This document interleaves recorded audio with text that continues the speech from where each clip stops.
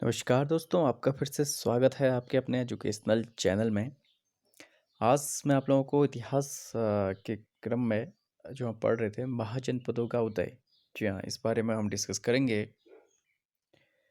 कि जो अलग-अलग जनपद अभी हम देखते हैं, बहुत सारे जनपद हैं हमारे पूरे देश में। अगर बात करें राज्यों के जो छोटी इकाई है, ठीक है, जनपद, जिले, तो पहले के ज़माने में जो थे स्टार्टिंग में कैसे उदय हुआ, ठीक है, उसके बारे में हम पढ़ेंगे कि बुद्ध के जन्म के पूर्व 6ठी शताब्दी ईस्वी पूर्व में भारतवर्ष 16 जनपदों में बटा हुआ था। इसकी जानकारी हमें बौद्ध ग्रंथ अगुंतर निकाय से मिलती है। ठीक है, अब देखिए कौन कौन थे, वो कौन कौन से थे। एक तो महाजनपद अंग जनपद की राजधानी जो थी चंपा, भागलपुर, मुंगेर बिहार में ये था। ऐसे ही मगध, मगध का नाम आपने सुना ही होगा, ठीक है। और राजगृह या गिरिब्रिज इसकी राजधानी थी। पटना या बिहार में ये है। काशी, वाराणसी की राजधानी थी इसमें वाराणसी, और वाराणसी के आसपास जो उत्तर प्रदेश का इलाका है वहाँ पे ये जनपद था। वत्स, कौशाम्बी इलाहाबाद के पास उत्तर प्रदेश। आपको ज़्यादातर उत्तर प्रदेश दिखेगा यहाँ, क्योंकि आप लोगों को पता है कि सबसे बड़ा राज्य जो है वो हमारे देश का उत्तर प्रदेश ही है। वज्जी, वैशाली, विदेह, मिथिला इनकी राजधानी थी। इनके उपनाम हैं सभी। मुजफ्फरनगर एवं मुजफ्फरपुर और दरभंगा के पास का क्षेत्र है ये। कौशल, श्रावस्ती, फैजाबाद उत्तर प्रदेश। इस तरह से जो है 16 आपको जो है मेनली मिलेंगे। गांधार तक्षशिला जो अभी रावलपिंडी पाकिस्तान में एक अभी पूछा भी जाता है, ठीक है। अब आते हैं हम जैन धर्म पे, यानी कि कुछ धर्म की बात कर लेते हैं कि जैन धर्म, बौद्ध धर्म मेनली मुख्यतः पूछे जाते हैं एग्जाम्स में, तो इनको देखते हैं हम। तो जैन धर्म के जो संस्थापक थे और प्रथम तीर्थकर थे वो थे ऋषभ देव। और जैन धर्म के 23वें तीर्थकर जो है पार्श्वनाथ थे। ये अक्सर पूछा था कि 23वें कौन थे, तो पार्श्वनाथ थे, ठीक है। ये क्या थे? इक्ष्वाकुवंशी, इक्ष्वाकु वंशी राजा अश्वसेन के पुत्र थे। आपको पता है कि एक इक्ष्वाकु वंश जो है रामचंद्र जी का भी जो है वंश था। और 30 वर्ष में ही इन्होंने जो है संन्यास को स्वीकारा, और इनके द्वारा जो शिक्षाएं थी, हिंसा न करना, सदा सत्य बोलना, चोरी न करना और संपत्ति न रखना। महावीर स्वामी जो एक बहुत ही प्रसिद्ध जैन धर्म के तीर्थक थे, ये थे आपके 24वें तीर्थकर हुए। और इनका जन्म जो है 540 ईस्वी पूर्व कुंडग्राम यानी कि वैशाली में हुआ था। ये अक्सर पूछा भी जाता है कि इनका जन्म स्थल कहाँ है। पिता जो थे इनके सिद्धार्थ नाम था उनका, और ख्यात्रक कुल के सरदार थे। और माता त्रिशला लिच्छवी राजा चेटक की बहन थी। और महावीर की पत्नी का नाम यशोदा और पुत्री का नाम अनुजा प्रियदर्शनी था। और इनके बचपन का नाम था वर्धमान, ठीक है। और इन्होंने भी 30 वर्ष की उम्र में जो है अपने बड़े भाई नंदीवंदर से अनुमति लेकर संन्यास को स्वीकारा था। 12 वर्षों की कठिन परीक्षा के बाद, तपस्या के बाद, इन्होंने जो जृंभिक के समीप, ठीक है, रिजुपालिका नदी के तट पर एक साल वृक्ष के नीचे तपस्या करते हुए संपूर्ण ज्ञान का बोध प्राप्त किया। इसी समय से महावीर जो है जिन कहलाए, यानी विजेता, जिसका अर्थ होता है अर्थ पूज्य, अरहत पूज्य, और निर्गंध बंधनहीन कहलाए। उन्होंने अपना जो पहला उपदेश था वो प्राकृत भाषा में दिया गया है, प्राकृत भाषा में दिया गया है इनके द्वारा। तो और इनके जो अनुयायी थे वो इन्हीं के दामाद थे, यानी कि जो इनकी बेटी थी प्रियदर्शनी, उसके पति जामिल थे, ठीक है। और प्रथम जैन भिक्षुणी नरेश दधिवाहन की पुत्री चंपा थी। और इन्होंने अपने शिष्यों को 11 गण धर्मों में विभाजित किया था।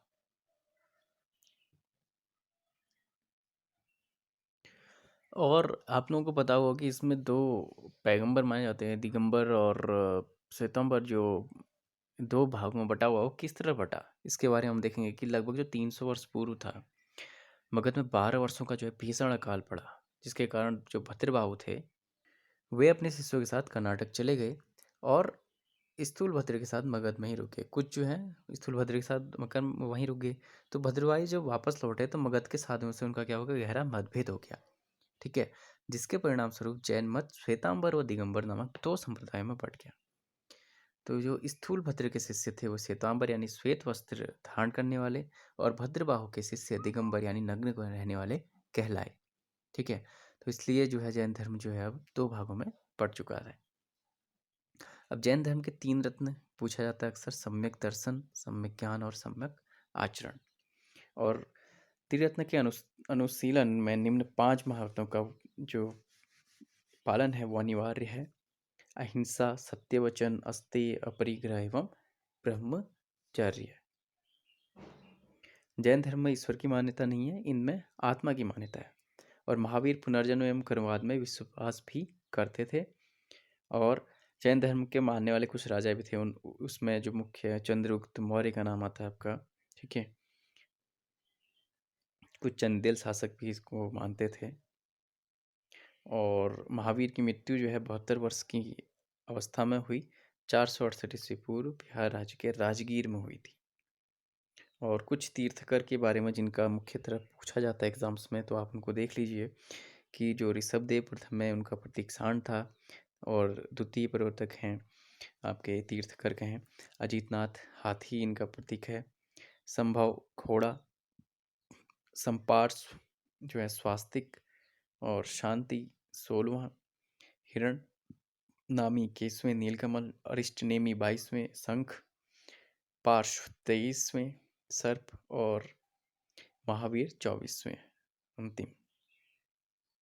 अब बात करते हैं बौद्ध धर्म की। बौद्ध धर्म के संस्थापक गौतम बुद्ध थे। उन्हें एशिया का ज्योतिर्मंड, लाइट ऑफ एशिया, एक क्वेश्चन पूछा जाता है एग्जाम में अक्सर। और इनका जन्म जो है 563 ईस्वी पूर्व कपिल वस्तु के लुम्बिनी नामक स्थान में हुआ था, अक्सर पूछा जाता है। और ये पिता का नाम इनके शुद्धोधन था, जो शाक्य गण के मुखिया थे। और इनकी माता माया देवी थी, और इनके जन्म के 7वें दिन ही उसकी मृत्यु हो गई थी। तो इनका जो लालन पाषण है इन्होंने प्रजापति गौतमी ने किया था। इनके बचपन का नाम सिद्धार्थ था। और इनका विवाह जो है 16 वर्ष की अवस्था में, क्योंकि एक जो ऋषि आए थे उनके दरबार में, तो उन्होंने उनकी कुंडली जब बताई तो उन्होंने कहा कि इसका जो है एक तरह से सन्यासी बनने का योग है। तो राजा बड़े चिंतित हो गए। तो उन्होंने जो है इनकी कहा कि जल्दी कम उम्र में शादी कराएंगे तो शायद ये संन्यास ना ले। तो 16 वर्ष की अवस्था में जो इनका विवाह यशोधरा के साथ हुआ। इनके पुत्र का नाम राहुल था। लेकिन कहते हैं ना दोस्तों कि होनी को कौन टाल सकता है। तो वैसे ही राजा ने प्रयत्न काफ़ी किए कि उन्हें कभी महल से बाहर नहीं निकलने दिया, ऐसो आराम में रखा, और कभी दुख दर्द इस तरह की चीज़ें देखने को नहीं दी। पर एक बार क्या हुआ, वो ऐसी उनकी इच्छा हुई कि कुछ सैर के लिए मैं निकलूं।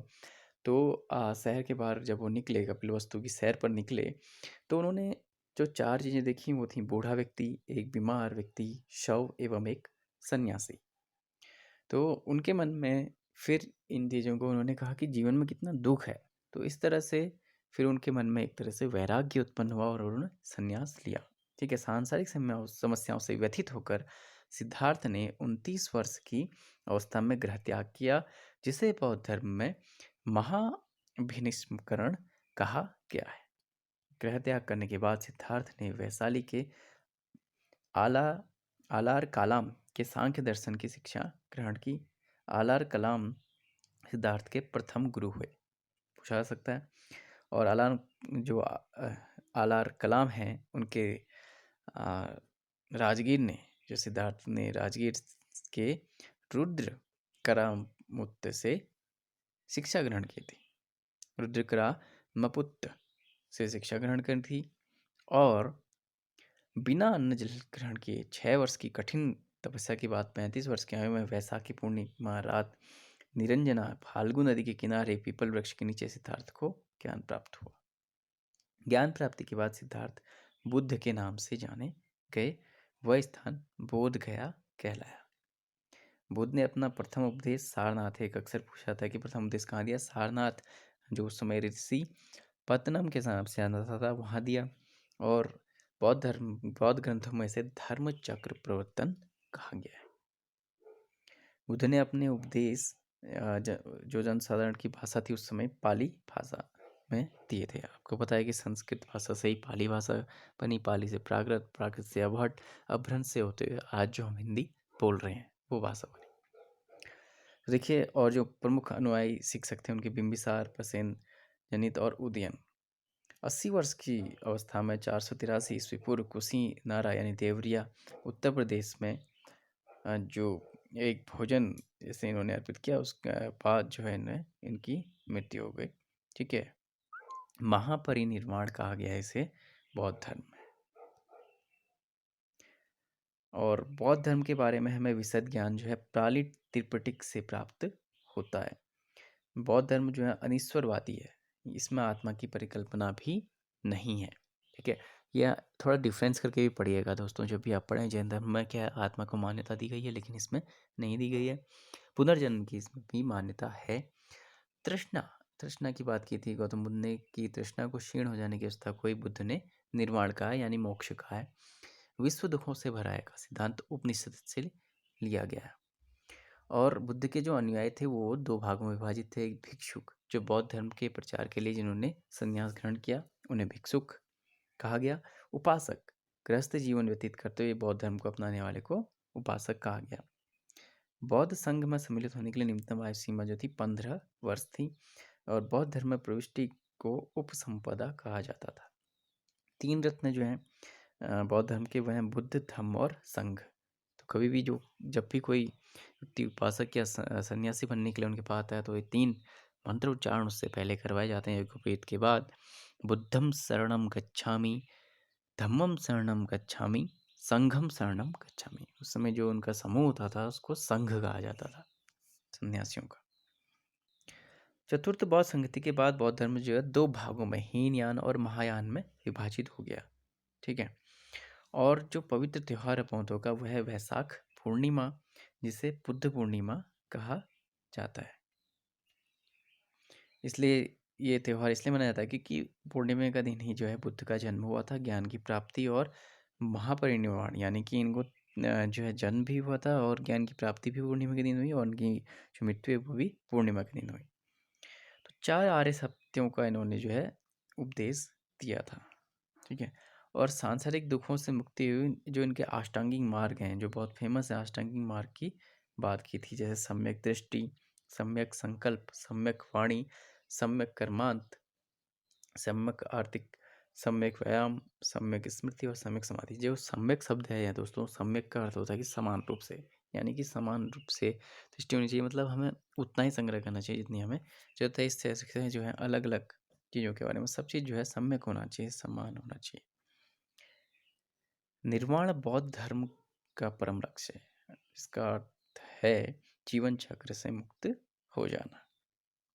और 10 सील जो हैं सन्यासियों के लिए बताए गए थे उस समय, अहिंसा, सत्य, अस्तेय यानी चोरी न करना, अपरिग्रह, किसी प्रकार की संपत्ति न रखना, मद्य सेवन न करना, असमय भोजन न करना, सुखप्रद बिस्तर पर नहीं सोना, धन संचय न करना, स्त्रियों से दूर रहना और नित्य ज्ञान और से दूर रहना। गृहस्थ के लिए केवल प्रथम 5 जो है सील तथा जो भिक्षुक होंगे उनके लिए 10 का जो है पालन करना अनिवार्य था। और जो बुद्ध है उन्होंने मध्यम मार्ग, मध्यमा प्रतिपद का भी उपदेश दिया है। अनिश्वरवाद के संबंध में बौद्ध धर्म एवं जैन धर्म में समानता है, जो हम पहले भी देख चुके हैं। सर्वाधिक बुद्ध मूर्तियों का निर्माण गंधार शैली के अंतर्गत किया गया और प्रथम मूर्ति जो है मथुरा कला के अंतर्गत बनी थी। तो इस तरह से अभी के लेसन में उम्मीद करता हूँ आप लोगों को जैन धर्म और बौद्ध धर्म की बहुत सारी जानकारी मिल गई होगी। इस तरह से शॉर्ट नोट्स आप जितना ज़्यादा बनाएंगे उतना आपका इंटरेस्ट बढ़ेगा और आप अपनी प्रिपरेशन अच्छे तरीके से कर पाएंगे। तो मिलते हैं आपसे जल्द ही नेक्स्ट लेसन में। Thank you.